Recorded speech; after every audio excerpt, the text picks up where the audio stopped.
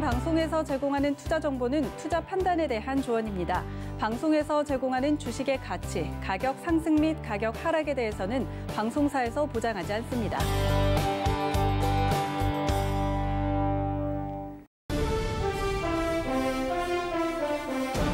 시청자 여러분 안녕하십니까. 긴급진단 2020 미국의 선택은 출발하도록 하겠습니다. 지금 미 대선에 글로벌 지금 시선이 모두 다 쏠려 있는 상황입니다. 속속 개표가 이루어지고 있다고 하고요. 아무래도 내년 1월 20일에 취임할 제46대 미국 대통령에 누가 당선이 될 것인가 이 부분에 시선이 갈 수밖에 없는 상황일 겁니다. 이번 대선의 특징들 다들 알고 계실 겁니다. 누가 대통령이 되냐 가장 큰 대전제겠죠. 그리고 상하원을 어떻게 가져가느냐 다양한 변수가 있고 그리고 마지막으로 트럼프 대통령의 대선 불복 가능성까지 점쳐지고 있는 상황이기 때문에 오늘 내일이 지난다고 해서 이 모든 불확실성이 해소가 될 수는 없다라는 지금 분석들도 나오고 있습니다. 자, 오늘 긴급진단 시간을 통해서 어떤 대통령이 지금 우세한지 판세는 어떤지 그리고 향후 글로벌 경기는 어떻게 될 것인지 다양한 경우의 수를 진단하는 시간 갖도록 하겠습니다. 자, 지금 대선 개표 결과가 속속 들어오고 있다고 합니다. 현지 분위기 좀 자세히 살펴보도록 하겠습니다. 서울경제TV 보도본부 정창신 기자 나와 있습니다. 어서 오세요. 네, 안녕하세요. 네. 여론조사에서는 바이든 후보가 계속해서 앞서고 있었고요. 그렇죠. 현재까지의 개표 결과만 놓고 보면 아직은 바이든 후보가 앞서고 있다. 그런데 이제 경합 쪽에서 어떻게 될지 모른다. 이런 얘기들이 나오고 있어요. 현 개표 상황 잠깐 짚어줄까요? 네, 말씀하신 대로 끝날 때까지 끝난 건 아닌 이런 모습입니다. 맞아요. 네, 현지 시간으로 3일 오후 9시, 우리 시간으로는 오늘 오전 11시부터 순차적으로 이 선거가 마감이 됐습니다. 지금 개표 결과가 속속 들어오고 있는데요. 자, 폭스뉴스 기준으로 보면요. 현재 바이든 후보가 좀 위쪽으로 현재 선거인단이 나올 텐데, 그렇죠. 바이든 후보가 선거인단 223명을 확보해서 166명을 확보한 트럼프 대통령을 앞서고 있는 모습입니다. 네. 자, 이 50개 주 중에서 38곳은 이 트럼프 대통령과 이 바이든 후보의 지지세가 좀 확실한 모습이거든요. 따라서 나머지 12개 주에서 이 당락이 결정될 것으로 보입니다. 네. 자, 우리 주요주 한번 살펴보겠습니다. 우선 조지아주 한번 보면요. 네, 현재 76%의 개표가 이루어졌고요. 트럼프 대통령이 53%가량으로 이 45%를 얻은 바이든 후보를 앞서고 있는 모습입니다. 자, 이어서 노스캐롤라이나주 한번 살펴보겠습니다. 현재 94%가량 개표가 이루어졌는데요. 자, 50%를 얻은 트럼프 대통령이 바이든 후보 48%의 바이든 후보를 앞서고 있는 모습이 지금 나오고 있고요. 자, 또 플로리다 한번 살펴보겠습니다. 현재 많이 이루어졌어요. 98%가량 개표가 이루어졌는데 51%를 트럼프 대통령이 얻으면서 47%의 바이든 후보를 앞서고 있는 모습이 나타나고 있습니다. 자, 애리조나 한번 살펴볼까요? 현재 74%가량 개표가 이루어지고 있는데요. 자, 이곳은 바이든 후보가 53%를 얻으면서 45%의 트럼프 대통령을 앞서고 있는 모습이 나타나고 있습니다. 자, 최근에 신격전지로 떠오른 오하이오주 한번 살펴보면요. 현재 94%가량 개표가 이루어졌는데요. 자, 53%를 얻은 트럼프 대통령이 45%의 바이든 후보를 앞서고 있는 모습이 나타나고 있습니다. 자, 지난 2016년 미국 대선 때를 좀 돌이켜 보면요. 이 트럼프 대통령의 당선이 확실해진 건 이 선거 다음 날인 오전 1시 30분 가량이었거든요. 하지만 이번에는 코로나 변수가 좀 생겼습니다. 코로나로 우편 투표를 실시하면서 이 개표 속도에 따라 결과가 다소 늦어질 걸로 보입니다. 자, 실제로 주요 경합지 중 한 곳인 이 펜실베니아의 경우에는요. 선거 당일 우편 소인이 찍힌 투표 용지의 경우 최장 3일 뒤에도 개표가 가능한 상황입니다. 현지에서는 위스콘신이나 이 미시간에서도 비슷한 상황이 나타날 수 있을 것으로 전망하고 있는데요. 자, 개표 과정 좀 보시면요. 이 두 후보는 곳곳에서 엎치락, 뒤치락하면서 접전 양상을 보이고 있는 모습이 나오고 있습니다. 자, 유권자 절반에 가까운 1억 명이 사전 투표에 참여하면서 이 역대 최고치를 찍은 우편 투표함을 다 열어봐야만 최종 승자가 결정될 걸로 보입니다. 네. 지금 말씀해 주시는 시간에 조금 이제 살펴보니까 계속해서 트럼프 대통령이 앞서고 있는 것들도 나오고 텍사스 같은 경우에는 지금 역전을 했다 이런 얘기들도 들어오고 있습니다. 현지 반응 분위기도 좀 살펴봐야 될 것 같은데 어떻습니까 지금? 네, 이번 대선에서 이 미국인들의 관심이 어느 때보다 좀 큰 상황입니다. 아무래도 최근 불거진 블랙 라이브스 매터 폭동 또 코로나 사태에 대한 정부의 대응, 자 이런 것들이 유권자들의 관심을 이번 대선에 좀 키운 것으로 관측이 되는데요. 현지에서 좀 투표를 마친 유권자들은 온라인에 이 투표 인증 사진을 찍어 올리면서 분위기를 좀 더하고 있고요.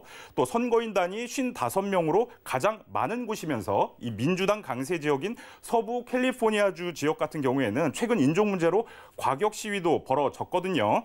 이번 대선에서 만약 트럼프 대통령이 재선한다면 또다시 폭동이 일어날 수 있다. 이런 추측도 나오고 있는 상황입니다. 이 지역 한인들 중에는 이 비상식량을 구해놓은 사람도 있다고 하고요.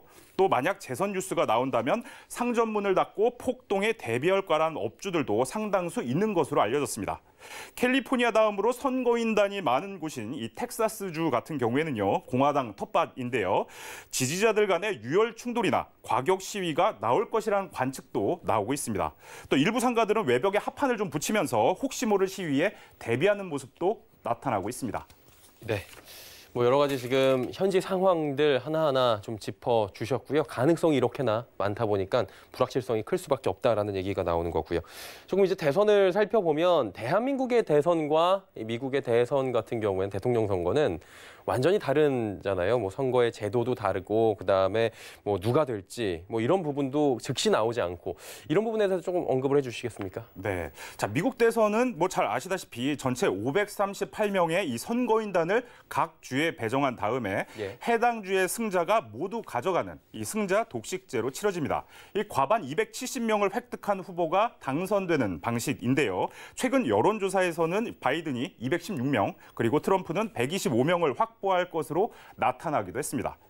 자, 두 후보 간 지지율이 오차 범위 이내인 9개 경합주에 걸린 선거인단이 197명이거든요. 이곳의 향방이 승패를 결정지을 걸로 보입니다. 이렇게 차기 대통령이 결정이 되면요. 공식적으로 미 연방조달청이 대선 승리를 판가름하게 됩니다. 지난 1963년에 이 제정됐는데 대통령직 인수법에 따라서 연방조달청장이 선거의 명백한 승자를 판정하고요. 당선인 측에 이를 통보하게 됩니다. 만약에 바이든 후보가 당선될 경우에는 대통령직 인수위원회가 꾸려지고요. 연방조달청은 이 인수위원회에 사무실, 집기, 예산 같은 거를 좀 제공하게 되고요. 또 만약에 트럼프 대통령이 재선이죠. 재선에 성공을 한다면 이런 절차 없이 직무에 그냥 들어가면 됩니다. 그런데 만약 선거 결과가 명확하게 갈리지 않으면 문제는 조금 복잡해질 수 있습니다. 자, 2000년 대선 당시를 조금 돌이켜 보면요. 플로리다주에서는 공화당 부시 후보, 또 민주당의 고 후보 간의 득표차가 수백 표에 불과했거든요. 따라서 재검표가 실시가 됐고 또 법정 소송까지 간 끝에 결국 5주 만에 부시 대통령의 승리가 확정되기도 했습니다. 자, 이번 미 대선의 공식적인 마무리 절차는 12월 14일에 시작이 되고요. 자, 538명의 선거인단이 이 11월 3일 유권자 선거 결과를 최종 반영하는 이 공식 투표를 다음 달 14일 진행하기 때문인데요. 개표는 1월 6일 상하원 합동회의에서 이루어지고요. 이 자리에서 당선인이 최종 공표됨으로써 미국 대선은 완전히 끝나게 됩니다. 네. 일정까지 쭉 살펴주셨고요. 오늘 땀을 뻘뻘 흘리면서 하나하나 또 열심히 준비해주고 해준 보도본부의 정창kin 기자였습니다. 고맙습니다. 네. 그리고 이제 대선을 앞두고 미국과 한국 증시, 글로벌 증시가 크게 조정을 받으면서 변동성이 커지는 구간에 있었습니다. 누가 당선되느냐에 따라서 업종별 희비가 갈릴 수밖에 없는 건 두 후보 간의 공약이 굉장히 다르기 때문입니다. 이 공약들 정리해보는 시간 준비했는데요. 한수정 앵커가 전해드립니다.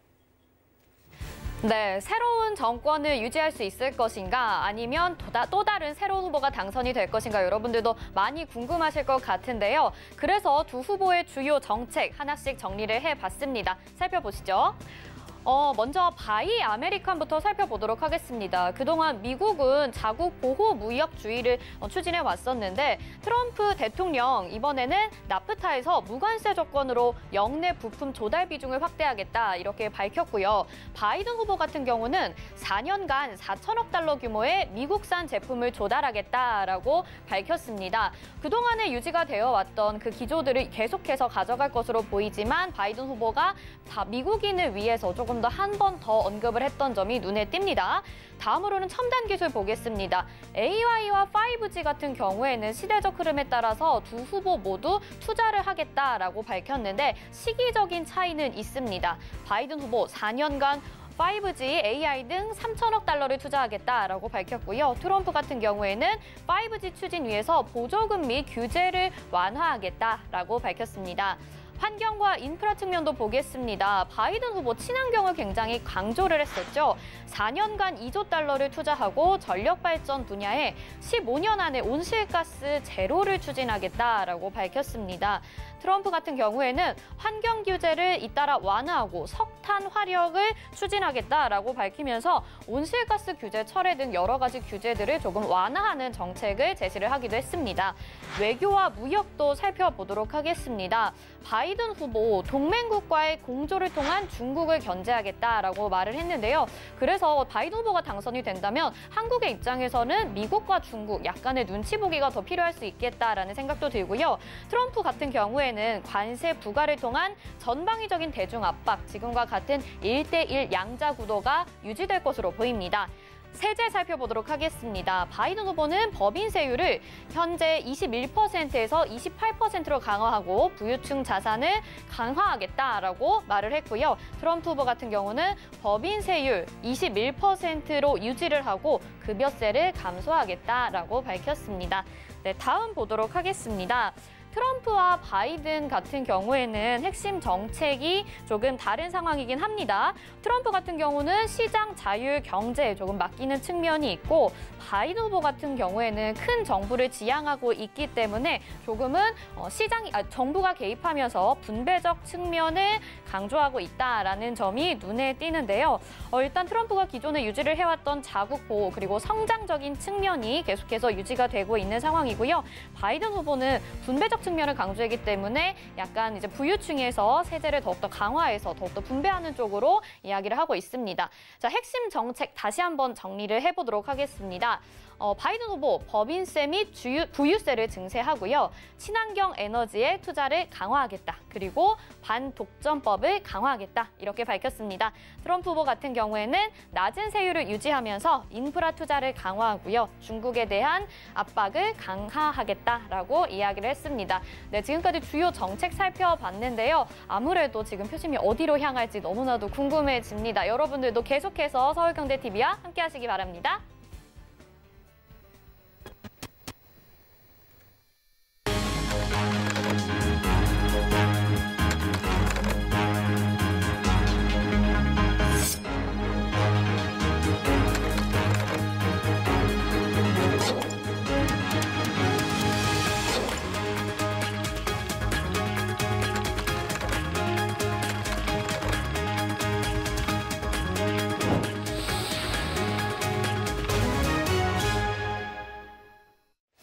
긴급진단 2020 미국의 선택은 지금 함께하고 계십니다. 개표가 이제 한창 진행 중이고요. 저희 속보로도 계속해서 경합 지역에서 지금 어떻게 되고 있다, 어떤 후보가 앞서가고 있다 전해드리고 있는데요. 지금 상황에 맞는 또 판세 분석을 함께 해보도록 하겠습니다.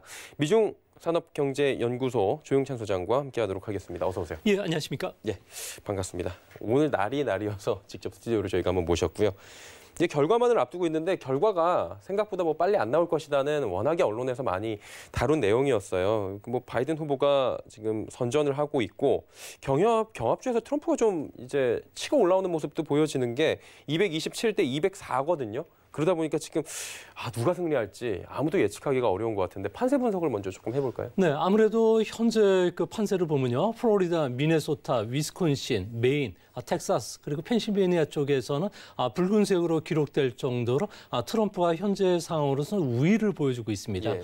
아무래도 이번 선거와 관련해서는 공화당 지지자들 같은 경우에는 트럼프 대통령이 우편 투표는 안전하지 못하다, 부정이 발생할 수 있다고 여러 번 강조했기 때문에 현장 투표를 했기 때문에 이런 현상이 일어나게 되는데요. 하지만 현장 투표 비율이 높다고 해서 안심할 수 있는 상황은 아닙니다. 아무래도 미국인들 같은 경우에는 1억 200만 명 이상이 우편 투표를 비롯해서 사전 투표를 했는데요. 이 부분은 이제 나중에 현장 투표가 개표가 완료된 뒤에 진행이 된다고 합니다. 이렇게 되면은 민주당에서 항상 이야기했듯이 붉은 그 신기루가 나타날 가능성이 크다고 하는데요. 아무래도 투표가 그 사전 투표가 끝나고 이제 사전 투표 쪽으로 넘어갔을 경우에는 예. 아무래도 그 민주당 쪽에 유리한 판세가 형성될 가능성이 있지 않나 보여지고요. 또 이런 측면에서 보면은 바이든이 현재까지는 압도적으로 밀리는 상황이 아니기 때문에 희망을 가져도 될 것으로 보여집니다. 예. 4년 전 기억을 조금 되짚어보면 4년 전에도 저희 함께 하셨던 기억이 있고요. 그 당시에는 한 이 시간쯤이니까 어느 정도 윤곽이 나왔고 뭐 당선자에 대한 확실 뭐 이런 부분이 한 3, 4시 정도에 나왔던 기억이 나는데 이번에는 그런 뭐 전통이 거의 다 무시가 될 것이다. 뭐 이런 얘기들이 나오고 있잖아요. 미국 대선의 핵심 포인트를 이 시점에서 한번 짚어보는 것도 괜찮을 것 같은데 하나하나 좀 이야기 나눠볼까요? 네, 이번에 그 대선과 관련해서 가장 중요한 부분은 아무래도 격전지가 되는데요. 이 격전지 쪽과 관련해서는 모두 그 트럼프 대통령 같은 경우는 초반 그 예상을 깨고서 상당히 좀 선전을 하고 있습니다. 아무래도 이 격전지 상황이 급변하고 있는데요. 하지만 그 펜실베니아 같은 경우에는 바이든의 고향이고요. 또 바이든 대통령의 그 부인인 질 바이든 같은 경우에도 이 지역에서 자라고 성장을 했기 때문에 이 지역의 그 민심이 바이든 쪽으로 많이 쏠려 있는 상황이라고 합니다. 특히 이번 선거와 관련해서 주목하셔서 보셔야 될 점은 양원 선거가 어떻게 진행이 될 거냐는 부분인데요. 예. 현재 상원 같은 경우에는 민주당이 다시 다수당을 회복할 가능성이 크게 됩니다. 이렇게 된다면 예산 문제뿐만 아니라 이제 앞으로 입법과 관련해서도 그 대통령이 그 바이든이 됐을 경우에는 정책 추진이 상당히 빨라지고요. 개혁과 관련된 여러 정책들이 속도를 낸다는 점에서 뭐 주시장에는 큰 호재가 되지 않을까 보여집니다. 이제 문제는 앞으로 승패가 언제 결정되느냐는 문제인데요. 현재 우편 투표율이 사상 최대 기록적인 상황까지 들어갔기 때문에 뭐 현재 우편 투표와 관련해서 6,500만 표가 됐다고 하지만 2,500만 표는 아직도 우체국에 배달되지 않은 상황이라고 합니다. 이 때문에 앞으로 3주 정도 걸려서 진행이 될 것으로 보여지고요. 이 과정 속에서 우편 투표와 관련된 적법성 논란이 상당히 커지지 않을까 보여집니다. 또 한 가지는 트럼프가 그 패배 시 미국 전역에 폭동이라든지 그리고 테러 등이 발생할 가능성이 높기 때문에 이 부분도 주목해서 보셔야 되지 않나 생각이 됩니다. 예. 지난 4년 전과 그렇다면 이번 4년 만에 돌아온 미 대선과의 좀 달라진 점들이 있을 것 같은데 어떤 점들이 좀 구체적으로 달라졌습니까? 네, 가장 중요한 것은 부동표층이 어떻게 형성되느냐 문제인데요. 2016년도 같은 경우는 부동층이 무려 12%에서 18% 정도 됐습니다. 이 표 중에 그 3대 6 정도로다가 트럼프가 가져갔는데요. 지금은 부동표가 3%에서 8% 정도밖에 되질 않고 있다고 합니다. 이 때문에 트럼프가 역전시키기는 지금 현재 상황에서 상당히 어려운 상황이고요. 특히 민주당 강세 지역이라고 할 수 있는 블루벨트 쪽에서는 계속 그 바이든이 선전하고 있는데 블루벨트 지역은 17개 주로 구성이 되고 있는데요. 미국의 그 대서양, 태평양 연해의 주요 도시가 됩니다. 특히 공화당 같은 경우에는 레드 스테이트 쪽에서 20군데 쪽에서 선전을 하고 있는데 문제는 스윙 스테이트라 그래서 자주 표심을 바꿨던 이들 지역 같은 경우에는 펜실베니아를 비롯해서 미시간 쪽에서는 트럼프에게 손을 들어줄지 아직까지는 미확정된 상태이기 때문에 앞으로 스윙 스테이트와 관련된 한 6개 주가 가장 핵심 포인트가 되지 않을까 보여집니다. 예, 뭐 펜실베니아 이런 부분들을 지금 계속해서 봐야 된다라고 말씀해 주셨고요. 이제 뭐 오늘 새벽 기사를 잠깐 보면 트럼프 대통령 이제 눈물도 흘렸다고 연설 마지막 부분에 이런 얘기도 있었고 그리고 뭐 폭스뉴스와의 인터뷰에서는 굉장히 또 우호적인 표현들을 많이 했다고 하는데 이게 조기 승리 선언 계속 얘기 나오잖아요. 조기 승리 선언 한 뒤에 우편 투표에 대해서는 뭐 여러 가지를 좀 무시할 것이다 이런 얘기들도 시장에 나왔는데 조기 승리에 대해서는 어떻게 보십니까? 네, 미국 유권자들은 2억 4천만 명 정도가 되는데요. 이 중에 1억 명이 조기 선거에 좀 나선 상황입니다. 이 때문에 사전 투표 비율이 높으면 아무래도 민주당이 2대1 정도로 그 우세한 상황이 형성이 되는데요. 아무래도 이거와 관련해서는 그 조기 승리를 선언하면서 법정 소송까지 갈 수 있다는 암시로 보여집니다. 또 한 가지는 트럼프 같은 경우는 패했을 경우에 깨끗하게 승복하지 않겠다는 건데요. 이번은 선거가 끝나고 나서 정권 인수 기간 동안에 무려 75일이라는 시간이 있습니다. 이 시간 동안에 트럼프 같은 경우에는 자신의 그 뒤를 그 생각을 해가지고 공화당에 자신의 지분을 챙기겠다는 거죠. 이 때문에 앞으로 민주당이 대통령이 되더라도 발목을 잡을 가능성이 크다는 점에서는 결국 이번 선거의 패자는 트럼프가 아니라 미국 국민이 되지 않을까 생각이 됩니다. 예. 안타까운 지금 전망들이 이렇게 나올 수밖에 없는 지금 상황들이고요. 경우의 수가 그쪽으로 가 있는 것들이 상당히 많잖아요. 그리고 계속해서 말씀해 주시는 부분은 이제 우편 투표 부분인데 우편 투표가 뭐 사상 최대를 기록을 했고 주마다 우편 투표에 대해서 기준이 조금 다르고 굉장히 좀 어려워요. 그래서 우편 투표가 대선에서 가장 큰 불확실성이 될 것이다라고 하는데 이 부분은 어떻게 보십니까? 네, 가장 중요한 부분을 지적해 주셨는데요. 우편 투표 같은 경우는 6,500만 표 정도가 됩니다.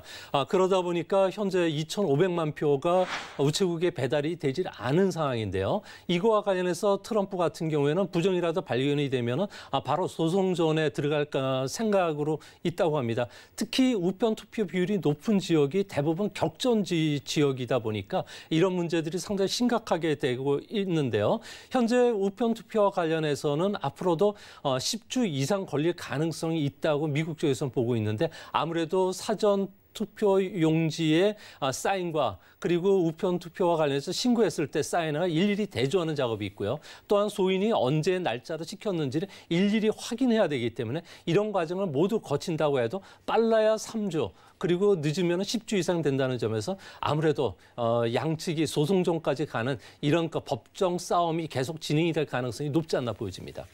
예.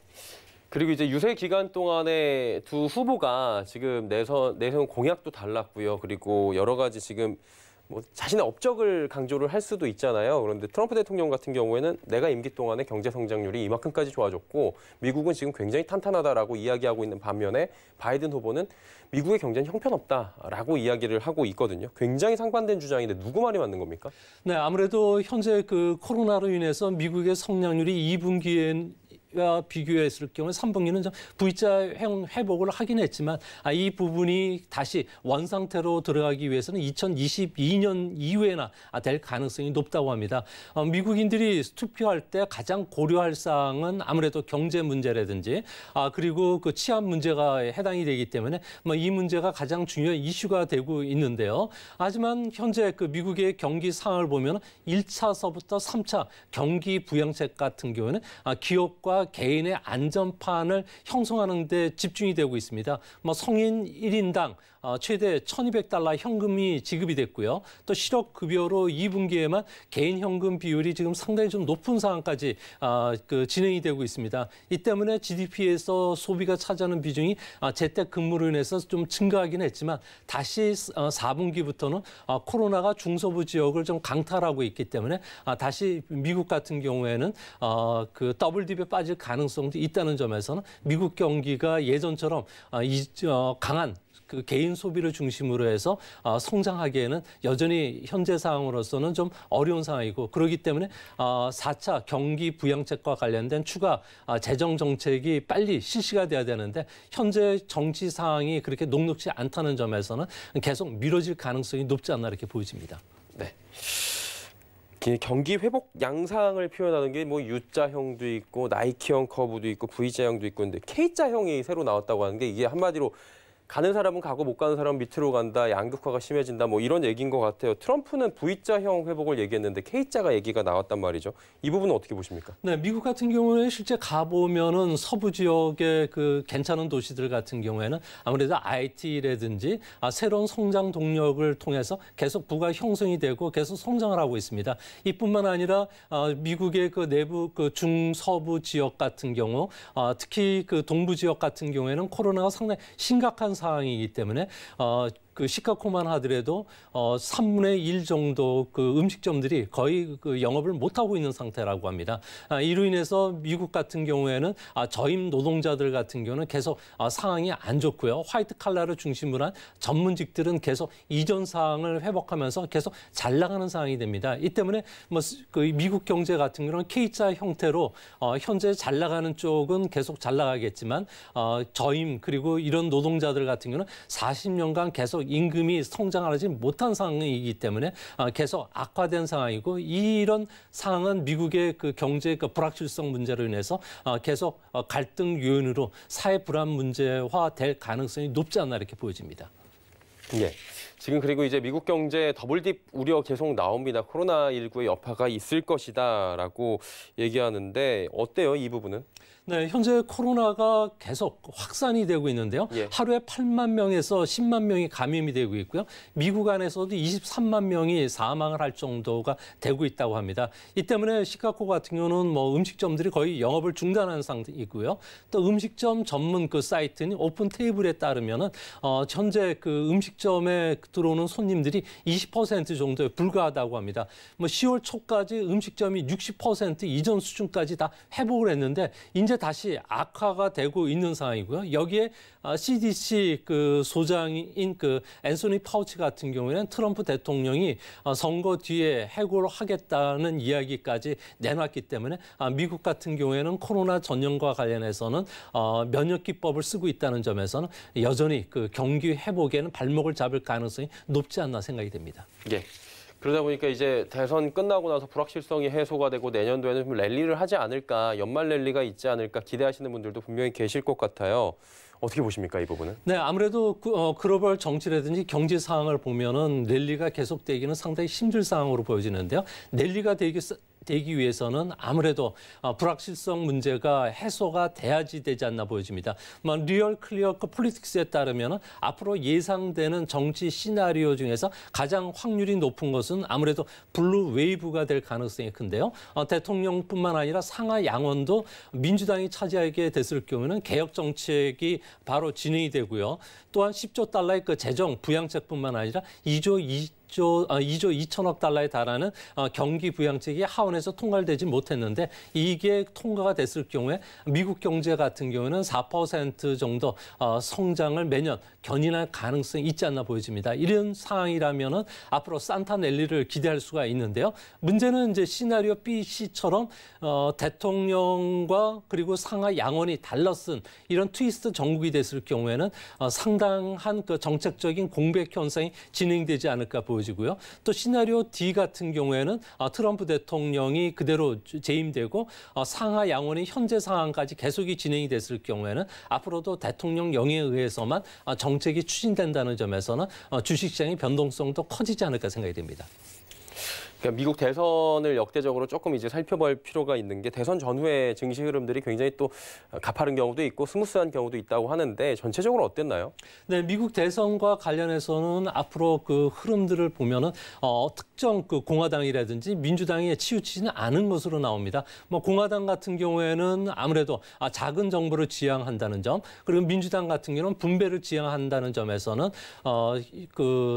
정책의 그 성격이 달랐고요. 특히 성장 주도로 성장하는 공화당이 아무래도 월가 쪽에서는 손으로 봤지만 이런 것들은 그 사후적으로 봤을 경우에 주식시장에 큰 영향을 끼치지는 않았던 것으로 나타나고 있습니다. 네. 그렇다면 이제 차기 대통령이 누군가 될 거 아니겠습니까? 그럼 가장 먼저 역점을 두고 다룰 과제가 무엇이 있을까요? 아무래도 코로나 바이러스 문제가 지금 상당히 심각한데요. 예. 코로나 바이러스와 관련된 억제 정책들 아니면은 이거와 관련된 봉중 보건 위험과 관련된 해소 정책들을 가장 먼저 실시할 가능성이 큽니다. 바이든 같은 경우에 대통령이 됐으면 백신 치료제들을 무료로 배포한다든지 또 환자와 관련된 오바마 케어와 관련된 정책을 좀 더 속도감 있게 낼 가능성이 크고요. 두 번째로는 전후 취약의 실업 문제를 해소하기 위한 정책들이 발표가 됩니다. 또 새로운 서비스 산업이라든지 소멸 그리고 디지털화되는 서비스 산업도 속도감을 낼 가능성이 크고요. 또 한 가지는 미국을 현재 분열시켰던 형사 사법제도라든지 인정 불평등과 관련된 해소를 위해서 아마 자금들이 투입되지 않을까 보여집니다. 또 한 가지는 앞으로 미국의 역할 재정립을 위해서 미국이 글로벌화를 추진할지 국제주의로 다시 나갈지는 미국 안에서도 논란이 되겠지만 앞으로 미국 같은 경우는 이전과 같은 힘이 없다는 점에서는 보호 무역주의 정책으로 회귀할 가능성이 현재로서는 더 높지 않나 보여집니다. 예. 지금 이제 트럼프 대통령 임기 4년 동안에 살펴보면 뭐 업도 있겠지만 공과가 분명히 있어요. 근데 이제 패권주의를 굉장히 지향했고 상호주의를 무너뜨렸고 세계 각국의 이런 교역 같은 부분에서도 굉장히 그 팍스 아메리카나를 여전히 외치고 있는, 또 기후협약도 탈퇴하고 이런 부분들이 굉장히 많이 나왔고 뭐 불공정 얘기도 많이 나왔잖아요. 차기 대통령과의 국제 관계는 어떻게 예측을 해보는 게 좋을까요? 네, 현재 그 전 세계적으로 보면은 외환시장의 트릴레마처럼 국제 경제와 관련된 정치에도 트릴레마가 있다고 합니다. 아무래도 세계화와 관련해서 그 국가 주권 문제라든지 그리고 그 민주주의를 이 세 가지를 가지고 봤을 경우에 하나를 포기해야 되는데 EU 같은 경우는 국가 주권을 포기했고요. 미국 같은 경우에는 민주주의라든지 그리고 그 국가 주권을 위해서 세계화를 포기했습니다. 중국 같은 경우는 역으로 생각을 해보면은 민주주의가 없기 때문에 세계화를 통해서 최대 이익을 벌어갔는데요. 미국 같은 경우는 이를 바로 불공정한 기울어진 운동장이라고 보고 이 부분을 시정하려고 하고 있습니다. 트럼프 대통령 같은 경우에는 중국과의 협상을 통해서 어느 정도 융통성을 발휘할 수 있지만 바이든 같은 경우에는 그렇지 않다는 거죠. 원리 원칙주의자고 그 민주주의와 관련된 신념이 워낙 강하기 때문에 뭐 인권 문제라든지 종교 문제와 관련해서 중국을 압박할 가능성이 크다는 점에서는 이전보다는 바이든이 됐을 경우에 더 강경하고 원칙론적으로 갈 가능성이 있고요. 이거와 관련해서 우리나라 같은 경우에도 미국이 그 거는 금을 완전히 미국 편에 들어가야지만 한국에게 여러 가지 그 혜택이 제공된다는 점에서 우리 정부의 그 정치적 입장도 상당히 곤란해지지 않을까 보여집니다. 예. 줄 세우기를 지금 강요를 좀 하고 있는 미중이었는데 누가 되느냐에 따라서 이 부분이 강화될 수도 있다라는 말씀이잖아요. 그러니까 한마디로 트럼프가 되면 지금 현상 유지보다 조금 더 강경하게 나갈 수 있고 바이든 같은 경우에도 예상외로 굉장히 원칙주의자이기 때문에 쉽지 않다라는 것으로 저희가 들리는데 미중이 싸우는 이유를 좀 알아야 되잖아요. 애초에 이렇게 전면전 벌인 이유는 뭡니까? 아무래도 미국 같은 경우에는 중국이 경제적인 측면에서 미국의 GDP의 거의 70%까지 쫓아왔다는 거죠. 예. 이런 상태로 두면은 2030년 이전이라도 미국 경제를 추월할 수가 있기 때문에 이렇게 됐을 경우에 1대1로라든지 미국의 모든 외교 정책에도 큰 차질을 빚어질 가능성이 크다는 겁니다. 이런 도전 자체를 못하도록 미국 같은 경우는 디지털 표준을 미국 주도로 만들겠다는 거고요. 또한 가치관의 도전이라는 겁니다. 민주주의가 현재 권위주의인 정부에서 도전을 받고 있기 때문에 이 문제와 관련해서는 앞으로 종교나 인권 박해와 관련해서 중국을 견제할 수밖에 없는 거고요. 또 안전 보장 측면에서 미국 같은 경우에는 심각한 도전을 받고 있다고 보고 있습니다. 아무래도 그 홍콩 문제라든지 동중국해 문제에서도 계속 미국을 압박하고 있고요. 이 때문에 중국을 적으로 규정한 상황이고 이런 문제들은 바이든이 대통령이 되더라도 바뀌지 않는다는 점에서 미국과 중국과의 관계는 앞으로 패권 다툼이 계속이 될 가능성이 있고요. 이런 상황에서 미국의 그 지도력이 급격히 떨어지는 지제로 상황이 되면 세계가 끔찍할 정도로 혼란스러운 상황까지도 도달할 수 있을 거로 보여집니다. 예. 이제 누가 되느냐에 따라서 미중 관계가 또 이제 시나리오별로 좀 나오는 게 있을 텐데 바이든이 만약에 대통령이 됐을 경우에는 어떤 시나리오가 지금 있나요? 아무래도 오바마 대통령 시절과 관련해서 다시 회귀할 가능성이 큰데요. 친중과 관련된 그 수전 라이스 전 유엔 대사라든지 존 켈리 그 국무장관들이 정권에 합류할 가능성이 큽니다. 이렇게 되면은 무역 문제와 관련해서 일부 제재가 해제될 가능성이 있다는 점에서 한국에는 한편으로는 호재가 될 가능성이 큰데요. 하지만 그 바이든 같은 경우에도 세계 지도자 그리고 국제 지도자 또 민주주의라는 원칙을 지켜야 된다는 점에서는 문제는 미국이 4년 전에 미국이 아니라는 겁니다. 미국의 힘은 이전보다 약한 상황이고 동맹국과 함께 중국을 견제하는 상황이기 때문에 앞으로 세계화라든지 자유민주주의 원칙이 서로 상충이 되면서 중국과 관련해서 이전보다는 더 강한 요구를 할 가능성이 크다는 점에서 우리나라 같은 경우에도 트럼프보다는 바이든 때 그 무역 정책이라든지 통상 정책 이런 것들이 새로 정립되지 않으면은 상당히 혼란을 겪을 가능성도 있지 않나 이렇게 보여집니다. 예. 그렇다면 트럼프 대통령이 4년을 더 하게 될 경우에는 지금보다 좀 강화된다라는 얘기도 있는데 이때 시나리오는 어때요? 앞으로 뭐 트럼프가 됐던 바이든이 됐던 심플한 두 가지 원칙을 지키게 됩니다. 예. 미국 제품을 구입하고 그리고 미국인의 고용을 유지한다는 겁니다. 앞으로 트럼프 같은 경우에는 계속적으로 무역 문제와 관련해서 압박을 할 가능성이 크고요. 또 바이든 같은 경우에는 공정무역뿐만 아니라 지적재산권 침해와 관련해서 강화시키고 여기에 인권 문제 또 이슬람과 관련된 종교 박해 문제를 이제 공론화할 가능성이 크다는 점에서 동맹국과의 그 압박이 더 커진다는 점에서 트럼프보다는 바이든 정부 하에서의 무역 정책이 우리 입장에서는 상당히 좀 껄끄러운 상황이 되지 않을까 생각이 듭니다. 예, 누가 되는지에 따라서 유명희 지금 통상교섭본부장이 WTO 사무총장이 되느냐 마느냐 이것도 조금 달라진다고 하는데 그 얘기 잠깐 들어볼까요? 네, 아무래도 유명희 본부장 같은 경우는 나이지리아 후보하고 경쟁을 지금 하고 있는데요. 유명희 본부장 같은 경우는 미국의 절대적인 지지를 받고 있는 이유 중에 하나가 통상 전문가라는 점 그리고 중국의 그 압력으로부터 자유스럽다는 점입니다. 조금 전에도 말씀드렸듯이 미국 같은 경우에는 세계화에서 지금 후퇴하면서 WTO라든지 WHO 같이 국제적인 초국가 기구와 관련해서는 아무래도 거리를 지금 두고 있는 상황입니다. 이 때문에 나이지리아 후보가 됐을 경우에 미국을 압박할 가능성이 크다는 점에서는 유명희 본부장이 오히려 이번에는 그 미국의 힘에 의해서 당선될 가능성이 좀 더 높아지지 않을까 생각이 됩니다. 네. 자, 이제 중국 관련 얘기 쭉 나눠봤고요. 시간이 생각보다 조금 지금 타이트한 부분이어서 한국 경제 측면에서만 이제 좀 보도록 하겠습니다. 누가 되는 게 우리 경제는 더 낫다고 보십니까? 네, 가장 중요한 것은 아마 협상이 될 수 있는 트럼프 대통령이 되는 게 좋겠고요. 또 바이든 정부가 됐을 경우는 원칙론을 지켜야 되기 때문에 앞으로 우리 같은 경우는 무역 정책과 관련해서는 새로운 틀을 짜야 되지 않을까 보여지고요. 또 그런 측면에서 보면은 동맹이라는 그 우산 아래에서도 어느 정도 책임을 분담해야 된다는 바이든 정부의 압력은 우리 정부로 하여금 많은 것을 시사하지 않을까 생각이 됩니다. 예, 알겠습니다. 자, 오늘 말씀은 여기까지 듣도록 하겠습니다. 미중산업경제연구소 조영찬 소장과 함께했습니다. 오늘 말씀 감사합니다. 네, 개표가 지금 한창 진행 중인 상황 속에 지금 굉장히 접전을 두 후보가 벌이고 있습니다. 국내 증시도 이에 따라서 변동성이 커지고 있는 상황인데 지금 상황 어떤지 짚어보도록 하겠습니다. 한수정 앵커입니다. 네, 지금 국내 시장 흐름 2시 30분을 2분 정도 앞두고 있는 상황인데요. 어떻게 움직이고 있는지, 우리 시장에는 어떤 영향을 주고 있는지 살펴보도록 하겠습니다. 코스닥 지수부터 살펴보시죠. 네, 코스닥 지수는 지금 변동폭을 점점 키워나가고 있는 상황입니다. 2360.26포인트에 거래가 되고 있고요. 0.72% 상승한 움직임 보여주고 있습니다. 오늘 장 시작부터 흐름이 좋긴 했는데요. 가끔 이렇게 출렁출렁하면서 움직이는 모습 보여주고 있고요. 지금 2360포인트 움직이고 있습니다. 다음은 코스닥 흐름 보겠습니다.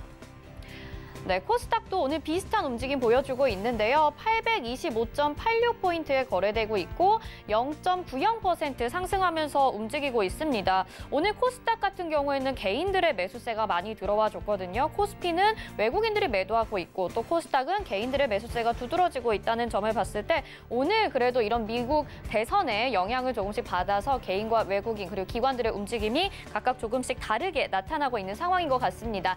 이 시각 환율의 움직임도 한번 보도록 하겠습니다.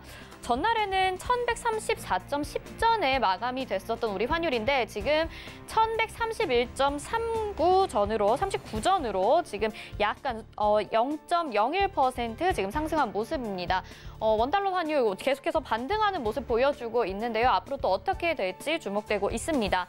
다음은 우리 미국 대선 결과에 따라서 글로벌 산업에 어떤 영향을 줄지 알아보도록 하겠습니다.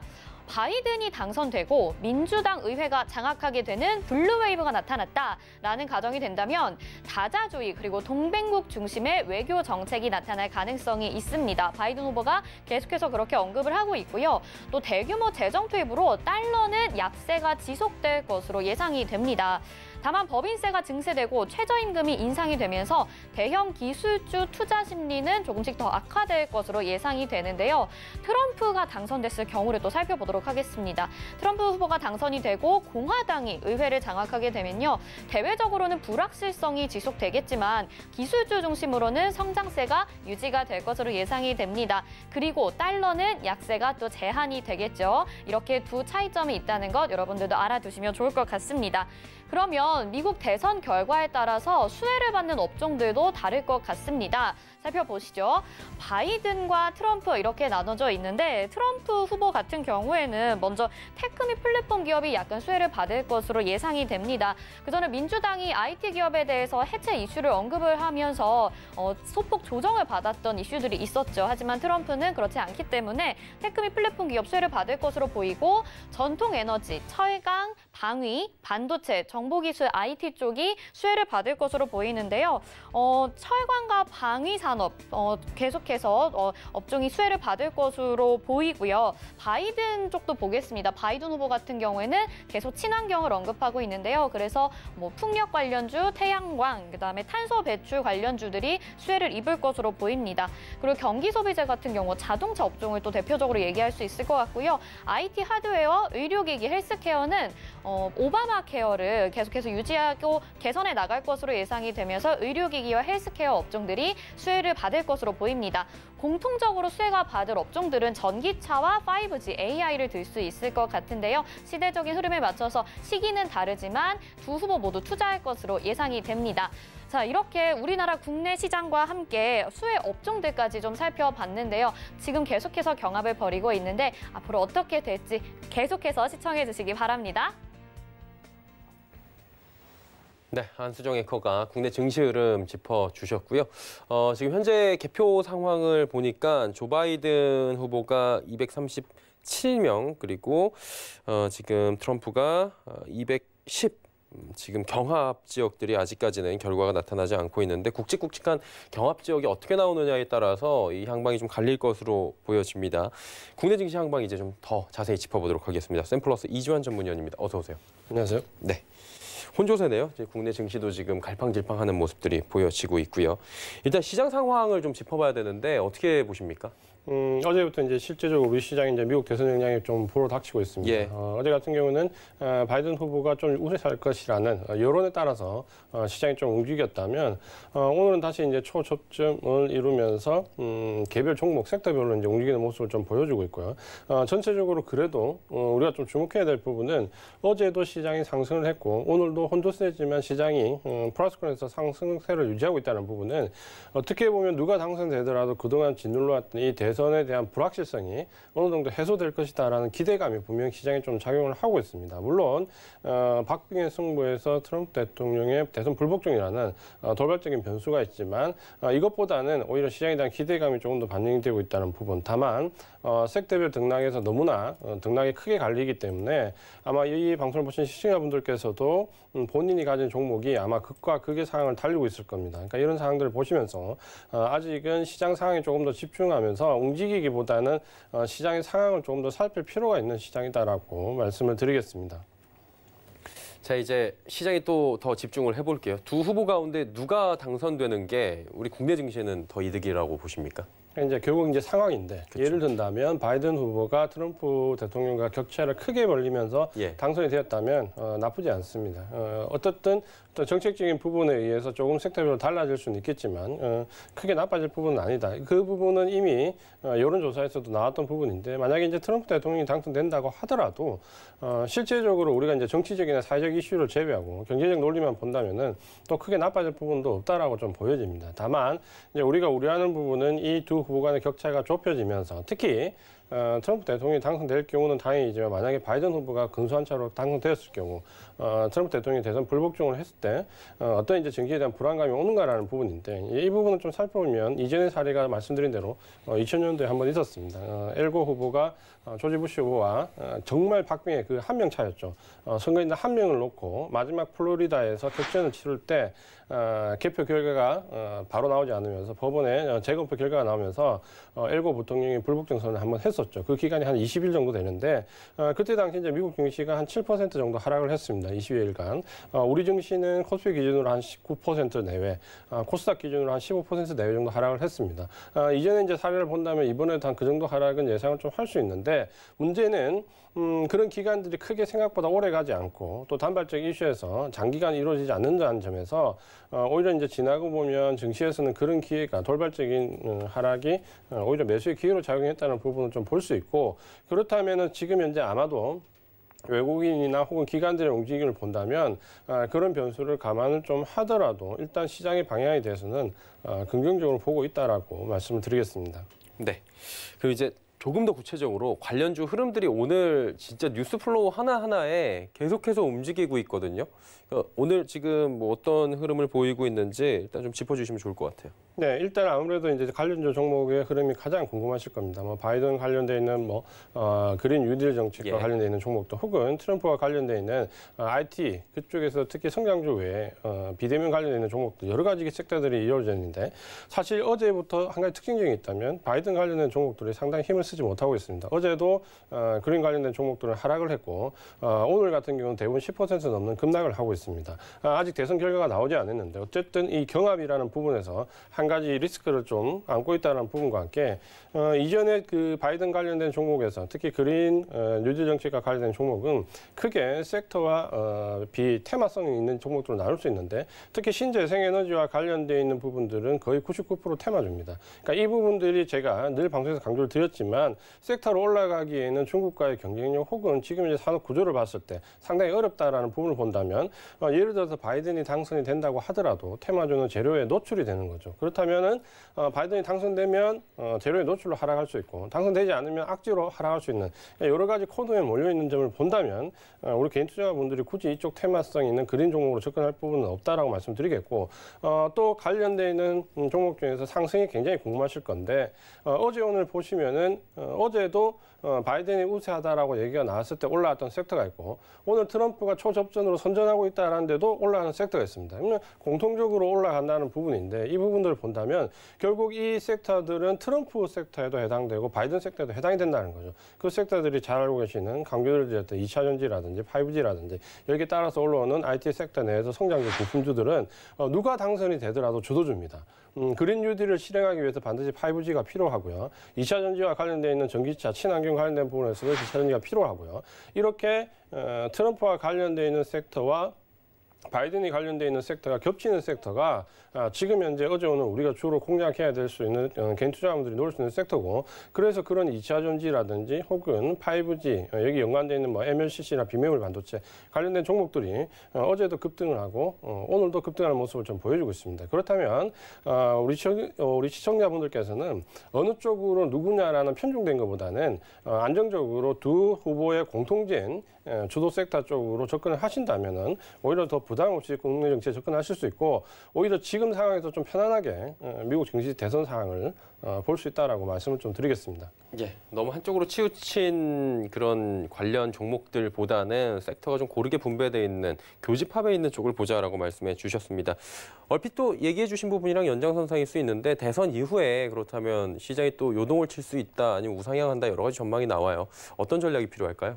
이제 우리가 좀 생각을 해봐야 될 부분이 지금 현재 트럼프 대통령이 당선되든 바이든 후보가 당선되든 그 물론 단기적인 여파가 분명히 있을 겁니다. 관련된 종목이 며칠 정도 혹은 한 일주일 정도 강한 상승을 보일 수 있지만 우리가 전체적으로 생각해야 될 부분은 누가 당선이 되더라도 주도 섹터나 주도주는 바뀌지 않는다는 겁니다. 그 부분은 지금은 정치적인 불확실성이나 혹은 경제 외적인 요소 이슈로 시장의 등락을 겪지만 이런 불확실성이 제거가 되고 미국의 대통령이 확정이 된다면 유동성 장세에서 지금 보시면 8월 달 이후에 이제 3개월간 조정을 받고 증시가 어떻게 보면 유동성 장세 새로운 유동성 장세로 접어들게 됩니다.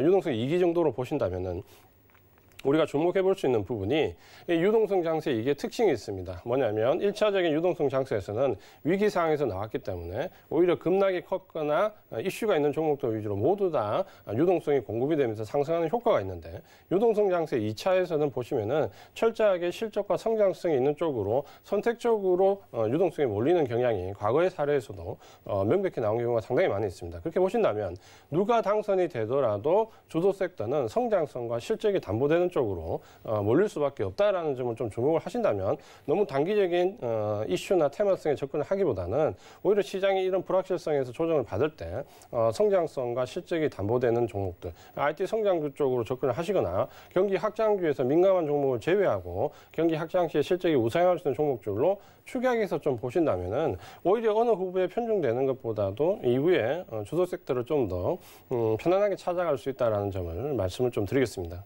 예, 알겠습니다. 전략들까지 들어봤고요. 이지환 전문위원은 잠시 뒤에 또 뵙도록 하겠습니다. 고맙습니다. 금일본 방송에서 제공해드린 정보는 투자 판단에 대한 조언이었습니다. 해당 주식의 가치와 수익률 보장해드리지 않는다는 점 참고해 주시길 바랍니다.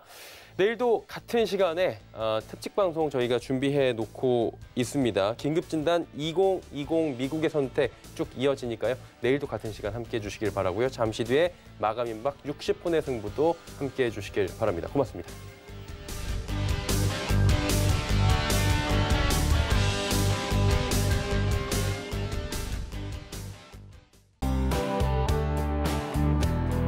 방송에서 제공하는 투자 정보는 투자 판단에 대한 조언입니다. 방송에서 제공하는 주식의 가치, 가격 상승 및 가격 하락에 대해서는 방송사에서 보장하지 않습니다.